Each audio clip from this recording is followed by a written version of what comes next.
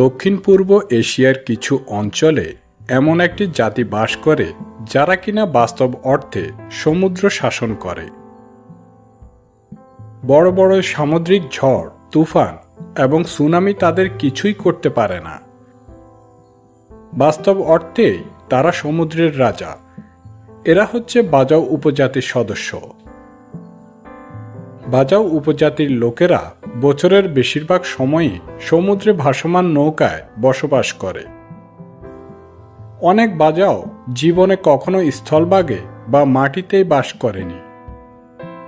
সমুদ্রের প্রায় 70 মিটার গভীরে ডুব দিয়ে নিজ হাতে মাছ ধরে এই উপজাতির লোকেরা। এরা প্রায় 15 মিনিট পর্যন্ত শ্বাস ধরে রাখতে পারে, যেখানে কিনা আধুনিক বিজ্ঞান বলে 5-6 মিনিটের বেশি অক্সিজেনের অভাবে মস্তিষ্ক পুরোপুরি অকার্যকর হয়ে যেতে পারে। এদের শারীরিক বৈশিষ্ট্য হোমো স্যাপিয়েন্স থেকে কিন্তু অনেকটাই আলাদা।